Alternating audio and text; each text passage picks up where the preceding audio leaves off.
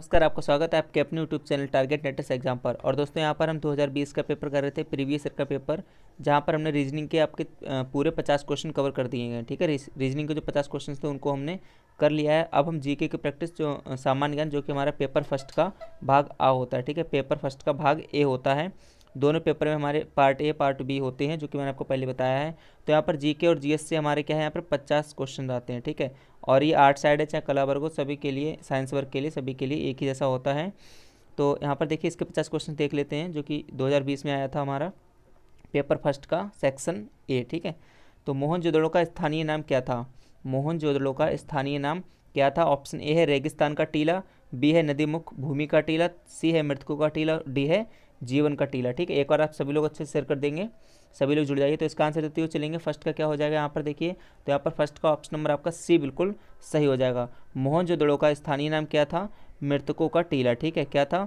मृतकों का टीला, इसका जो है स्थानीय नाम था। और ये सिंधु घाटी सभ्यता का जो है सबसे बड़ी बस्ती, ठीक है, सबसे बड़ी बस्तियों में से ये आता है, सबसे बड़ी बस्तियों में से आता है कौन सा? सिंधु घाटी सभ्यता का। चलिए, तो दूसरा है मोहनजोदड़ो में सबसे बड़ा भवन कौन सा है? ठीक है, मोहनजोदड़ो में सबसे बड़ा भवन कौन सा है? जो मोहनजोदड़ो एक शहर था, ठीक है, ये क्या था? शहर था। तो यहाँ पर कौन सा सबसे बड़ा भवन पूछा गया है कि कौन सा सबसे बड़ा भवन होगा। तो इसको आपको बताना है, विशाल स्नानागार या धान्यागार या सस्तंभ हॉल या फिर क्या है 2 मंजिला मकान। तो इसमें आपको कौन सा, आपका सेकंड का ऑप्शन कौन सा सही हो जाएगा? सभी लोग बताते हुए चलेंगे। यहाँ पर ऑप्शन नंबर आपका बी जो है बिल्कुल यहाँ पर सही हो जाएगा, धान्यागार। ठीक है, क्या हो जाएगा यहाँ पर? धान्यागार हो जाएगा। ये हमारा क्या सबसे बड़ा भवन है, किसका? मोहनजोदड़ो का। ठीक है, किसका है? मोहनजोदड़ो का। यहीं पर क्या हुआ कि सबसे ज़्यादा विशाल स्नानागार के अवशेष भी यहीं से प्राप्त हुए, कहाँ से? धान्यागार से। तो चलिए यहाँ पर आगे बढ़ते हैं। क्वेश्चन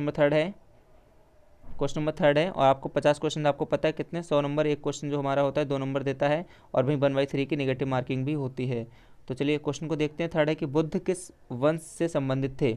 ठीक है, बुद्ध किस वंश से संबंधित थे? ज्ञात्रग, मौर्य या फिर शाक या फिर कुरु। तो आपको पता है यहाँ पर किससे संबंधित थे। ठीक है, और बुद्ध का जो जन्म का इनका नाम था वह क्या था? सिद्धार्थ। ठीक है, कौन था? सिद्धार्थ। तो इनके जो ये किस वंश से संबंधित थे? तो यहाँ पर ऑप्शन सी सही हो जाएगा, शाक्य वंश से ये संबंधित थे। किससे संबंधित थे? शाक्य वंश से संबंधित थे। और इनके पिता कौन थे? शुद्धोधन। पिता कौन थे इनके? शुद्धोधन पिता थे। ठीक है, तो ये चीज़ें आपको क्या है, याद रखनी है। चलिए क्वेश्चन नंबर 4 है, प्रथम बौद्ध परिषद कहाँ आयोजित की गई? ठीक है, बहुत ज़्यादा डिटेल में मैं नहीं पढ़ा रहा हूँ, बहुत ज़्यादा डिटेल में आप जो बुक से पढ़ सकते हैं। यहाँ पर मेन पर्पज़ हमारा जो है फोकस है कि प्रीवियस ईयर के क्वेश्चंस की प्रैक्टिस कराना। बाकी जितना डिटेल यहाँ पर हो सकता है मैं आपको यहाँ पर बताते हुए चलूँगा। तो ये क्वेश्चन नंबर 4 है यहाँ पर कि प्रथम बौद्ध परिषद कहाँ आयोजित की गई? तो वैशाली, कश्मीर, राजगृह या फिर पाटलिपुत्र। तो फोर्थ का आपका ऑप्शन नंबर कौन सा हो जाएगा? सी सही हो जाएगा, राजगृह। प्रथम जो बौद्ध परिषद आयोजित की गई वह कहाँ आपकी की गई है? वह आपकी जो है राजगृह, वह आपकी कहाँ? राजगृह में जो है वहाँ पर आयोजित की गई थी। ठीक है, चलिए, और अगर मैं को इसका आयोजन, ठीक है, अगर इस बौद्ध परिषद का आयोजन भी पूछ लिया था, तो इसका आयोजन किसके? एक बौद्ध भिक्षु महाकश्यप की जो है अध्यक्षता में, उनकी अध्यक्षता में किया गया था। किनकी? जो कि बौद्ध भिक्षु थे, कौन? महाकश्यप। ठीक है, महाकश्यप, कौन? महाकश्यप, उनकी अध्यक्षता में ये जो है आयोजित की। कहाँ आयोजित की? राजगृह में। पहले ध्यान रखना, ठीक है, पहले यहाँ पर जो थी। चलिए 5 है यहाँ पर, जैन धर्म का पहला तीर्थंकर किसे माना जाता है? जैन धर्म का पहला तीर्थंकर किसे माना जाता है? यहाँ पर देखिए पूछा भी जाता है, कई बार ये क्वेश्चन पूछा जा चुका है। तो यहाँ पर जैन धर्म से क्वेश्चंस ये सारे काफ़ी आते हैं, तो इन सभी को आप जो है अच्छे से यहाँ पर पढ़ते हुए चलेंगे। प्रीवियस ईयर क्वेश्चंस का करने का हमारा यही पर्पज़ है कि आपको पता लग जाए कि किस लेवल के, किस पैटर्न के यहाँ पर क्वेश्चंस आते हैं, किस किस टॉपिक से क्वेश्चंस उठ के आते हैं। तो यहाँ पर देखिए 5 का क्या हो जाएगा? यहाँ पर ऑप्शन नंबर आपका सी बिल्कुल सही हो जाएगा। ऋषभदेव जो है हमारे जैन धर्म के सबसे पहले तीर्थंकर हैं। जैन धर्म के कौन है? सबसे पहले तीर्थंकर हैं, और ये जैन धर्म के संस्थापक भी हैं। ठीक है, जैन धर्म के जो संस्थापक हैं वो कौन है? आपके ऋषभदेव है। यहाँ पर ऑप्शन नंबर जो है सी बिल्कुल सही हो जाएगा। यहाँ पर पहला तीर्थंकर और जो है यहाँ पर ऋषभदेव इसके कौन है? संस्थापक भी हैं यहाँ पर किसके? जैन धर्म के। ठीक है, जैन धर्म के। चलिए, तो यहाँ पर क्वेश्चन नंबर 6 है, वर्धमान महावीर ने परिनिर्वाण कहाँ प्राप्त किया है? सभी लोग आंसर देते हुए चलेंगे। यहाँ पर वर्धमान महावीर ने परिनिर्वाण कहाँ प्राप्त किया? पावा, सारनाथ, वैशाली या फिर सिरवड़ गोला। तो 6 का ऑप्शन नंबर आपका क्या हो जाएगा? यहाँ पर बताइए आप लोग, ऑप्शन नंबर इसका कौन सा? 6 का ऑप्शन नंबर ए बिल्कुल सही हो जाएगा। ठीक है, ए बिल्कुल यहाँ पर सही हो जाएगा आपका, ए बिल्कुल यहाँ पर सही हो जाएगा ऑप्शन। भगवान महावीर की मृत्यु कब? 468 ईसा पूर्व में। ठीक है, पावा में हुई। कहाँ? पावा में हुई। चलिए क्वेश्चन नंबर देखिए 7 है, कलिंग युद्ध के बाद निम्न में से किसने महाराज अशोक के रूपांतरण को दर्ज किया? कलिंग युद्ध के बाद निम्न में से किसने महाराज अशोक के रूपांतरण को दर्ज किया? तो यहाँ पर आप सभी लोग बताते हुए चलेंगे, rock edict second, rock edict fourth, rock edict 6, ठीक है। और यहाँ पर क्या हो जाएगा, आप सभी लोग यहाँ पर बताते हुए चलेंगे। तो यहाँ पर देखिए कौन सा ऑप्शन नंबर यहाँ पर सही हो जाएगा, ऑप्शन नंबर आपका डी बिल्कुल यहाँ पर सही हो जाएगा। ऑप्शन नंबर डी जो है बिल्कुल यहाँ पर सही हो जाएगा, ठीक है, ठीक है, डी जो है बिल्कुल सही हो जाएगा। सम्राट अशोक आपको पता है, ठीक है, महाराज अशोक मतलब सम्राट अशोक जो है विश्व प्रसिद्ध और क्या थे आपके मौर्य राजवंश के महान सम्राट थे। अगर इनका भी आपको पूछ लिया जाए कौन से वंश से, तो आप ये क्या थे, मौर्य वंश के जो है आपका मौर्य राजवंश के महान क्या थे, सम्राट थे। और इनका पूरा नाम पूछ लिया जाता है कई बार, तो अशोक का पूरा नाम जो क्या था आपका पता है कि यहाँ पर क्या हो जाएगा, देवना प्रिय अशोक मौर्य था। क्या था यहाँ पर, देवाना प्रिय अशोक मौर्य, यहाँ पर इनका जो है पूरा नाम था, ठीक है। तो चलिए इसको आगे देखते हैं। क्वेश्चन नंबर 8 है, कलिंग युद्ध किस वर्ष हुआ था? ठीक है, इस टाइप के क्वेश्चंस आते हैं, इस टाइप के ही क्वेश्चंस आपके आते हैं। कलिंग युद्ध किस वर्ष हुआ था? यहाँ पर 8 का कौन सा ऑप्शन हो जाएगा आपका, ये आप सीधे बता देंगे। ऑप्शन नंबर ए जो है बिल्कुल यहाँ पर सही हो जाएगा, 261 BC, ठीक है, 261 BC। चलिए क्वेश्चन नंबर 9 है, देखिए सभी लोग आंसर देते हुए चलेंगे अच्छे से, कि निम्न में से किनके सिक्के संगीत के प्रति उनका प्रेम दर्शाते हैं? और देखिए अगर आपने किसी ने टेलीग्राम अभी तक ज्वाइन नहीं किया आप लोगों ने, तो टेलीग्राम ग्रुप को ज्वाइन कर लीजिए। वहाँ पर हम जो डेली आपके सुबह शाम को क्विज के माध्यम से आपके प्रीवियस ईयर क्वेश्चंस की प्रैक्टिस करा रहे हैं, जो कि लगातार आपके बहुत ही बेहतरीन वहाँ पर क्वेश्चंस हो रहे हैं। तो डिस्क्रिप्शन बॉक्स में आपका लिंक दे दिया गया, उसको आप वहाँ से ज्वाइन कर सकते हैं। डायरेक्टली आप यूपी बीएड एंट्रेंस 2021 डालेंगे, वहाँ पर आपको अपने चैनल का लोगो दिख जाएगा, उस ग्रुप को आप जो है जल्दी से जल्द ज्वाइन कर लीजिए। तो यहाँ पर देखिए किनके सिक्के संगीत के प्रति उनका प्रेम दर्शाते हैं, ठीक है। अपने अपने सबके सिक्के अलग अलग होते थे, ठीक है, जिसका वंश जिसका राज था वह अपना सिक्का जो यहाँ पर जारी करता था। तो यहाँ पर क्या हो जाएगा, 9th का ऑप्शन नंबर आपका सी बिल्कुल सही हो जाएगा। किसके, गुप्तों के, ठीक है, किसके, गुप्तों के यहाँ पर, ठीक है, गुप्तों के यहाँ पर क्या था, सिक्के संगीत के प्रति उनका प्रेम दर्शाते हैं। और इस समय जो जारी किए गए सिक्के थे उनका वजन कितना था, 144 ग्रेन था, ठीक है, 144 ग्रेन यहाँ पर उनका वजन था। चलिए क्वेश्चन नंबर 10 है, भारतीय नेपोलियन के नाम से आमतौर पर कौन सा हिंदू राजा विख्यात है? भारतीय नेपोलियन के नाम से आमतौर पर कौन सा हिंदू राजा विख्यात है? चंद्रगुप्त, समुद्रगुप्त, बिंबिसार या फिर आपका अजातशत्रु? तो यहाँ पर 10th का ऑप्शन नंबर बताइए आप लोग, क्या हो जाएगा यहाँ पर, 10th का ऑप्शन नंबर बताएंगे यहाँ पर बी बिल्कुल सही हो जाएगा, ठीक है। बी क्या है, समुद्रगुप्त जो है भारतीय नेपोलियन के नाम से भी आमतौर पर जो है ये विख्यात हैं, ठीक है। चलिए क्वेश्चन नंबर यहाँ पर 11 है, मेहर भोज राजपूतों के किस कुल से संबंधित हैं? मेहर भोज राजपूतों के किस कुल से संबंधित है? प्रतिहार, राठौर और चौहान और परमार। देखिए एक क्वेश्चन से यहाँ पे कई सारे क्वेश्चंस बन सकते हैं, लेकिन बहुत ज़्यादा डिटेल में नहीं जा रहा हूँ क्योंकि आपको मुझे सारे प्रीवियस ईयर के नए पेपर और क्वेश्चंस कराने हैं। बाकी आप लोग थ्योरेटिकल पढ़ते रहिएगा, अपनी तैयारी करते रहिएगा। यहाँ पर मेन फोकस हमारा रहेगा आपको क्वेश्चंस की प्रैक्टिस कराने का, जो कि आपको आपकी तैयारी को एक बहुत ही यहाँ पर एक धार देंगे, एक टाइप से मैं कह सकता हूँ बहुत ही बेहतरीन यहाँ पर बनाएंगे। तो आपको 11th का ऑप्शन कौन सा हो जाएगा आपका, प्रतिहार सही हो जाएगा। ऑप्शन नंबर आपका ए बिल्कुल सही हो जाएगा, ठीक है, ए बिल्कुल यहाँ पर सही हो जाएगा। इसके आगे देखते हैं क्वेश्चन नंबर यहाँ पर, ठीक है। और इनके मैं अगर बात करूँ तो जो मूल नाम है इसका मेहर, ठीक है, क्या है, मेहर, इस टाइप से ये था, ठीक है। चलिए यहाँ पर आगे देखते हैं क्वेश्चन नंबर 12, प्रतिहार वंश का महानतम राजा कौन था? ठीक है, जो प्रतिहार वंश था इनका पूछा गया है कि इनका जो महानतम राजा था वह कौन था?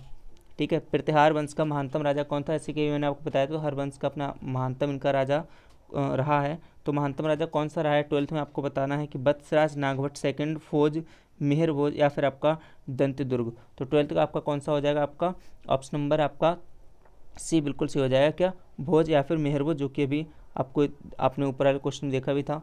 ठीक है, तो यहाँ पर क्या हो जाएगा, ये हो जाएगा भोज, अथवा यहाँ पर क्या हो जाएगा आपका मेहर भोज। ठीक है, मेहर भोज।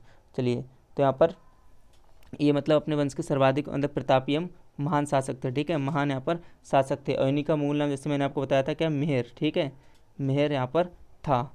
चलिए, तो इस बात को आप ध्यान रखेंगे। गीत गोविंद के रचयिता कौन है?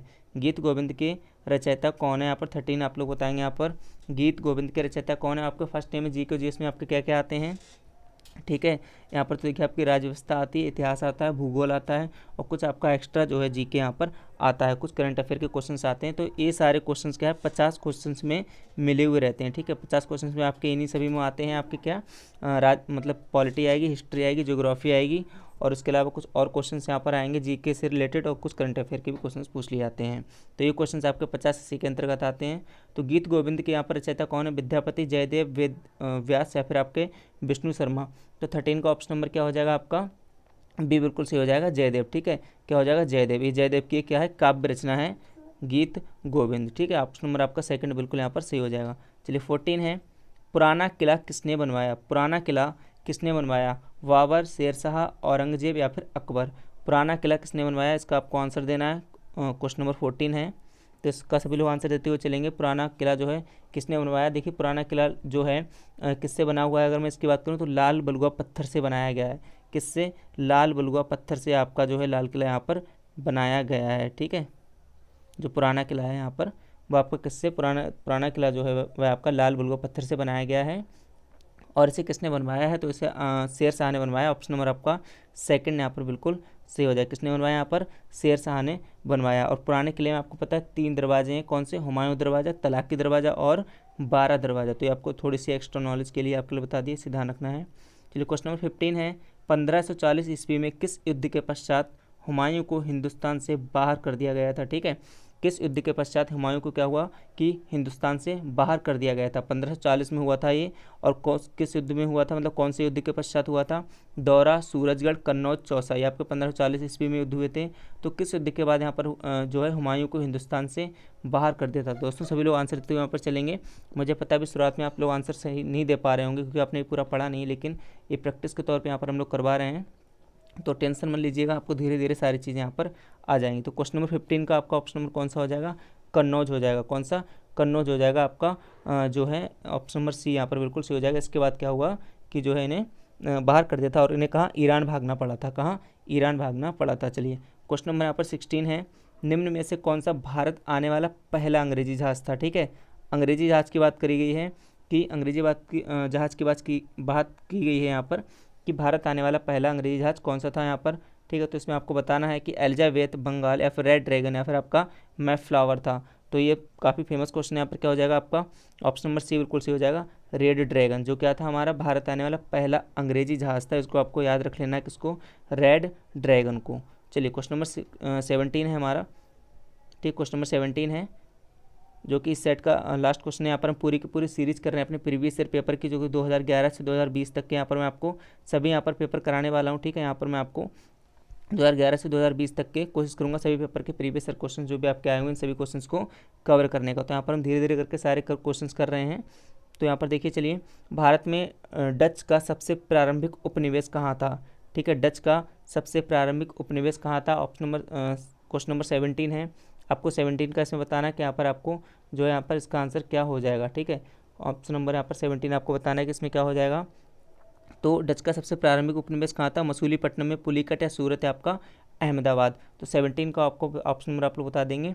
और देखिए, किसी को किसी क्वेश्चन में या फिर कुछ भी कन्फ्यूजन कोई भी दिक्कत है तो अभी वीडियो कंप्लीट होने के बाद आप लोग कमेंट में ऑप्शन बता दीजिए, उसको कोशिश करूँगा हम लोग उसे सॉल्व करने की। आप लोग टेलीग्राम, इंस्टाग्राम या जो है फेसबुक या व्हाट्सएप पर डायरेक्ट मैसेज करके आप लोग बता सकते हैं। तो सबसे पहले डच क्या होते हैं? तो डच जो है हॉलैंड के निवासी डच कहलाते हैं। कहाँ के भैया? हॉलैंड के निवासी क्या कहलाते हैं? डच कहलाते हैं। उन्हें हम क्या कहते हैं? डच कहते हैं। तो इनका प्रारंभिक उपनिवेश कहाँ था? 17 का ऑप्शन नंबर आपका ए बिल्कुल सही हो जाएगा, मसूलीपट्टनम। ठीक है, कहाँ? मसूलीपट्टनम। तो चलिए इस सेट में 17 क्वेश्चन रखते हैं, बाकी नेक्स्ट क्वेश्चन जो है आपके नेक्स्ट सेट में हम लोग यहाँ पर कराएंगे। चलिए आप सभी को बहुत बहुत धन्यवाद। जय हिंद, जय भारत।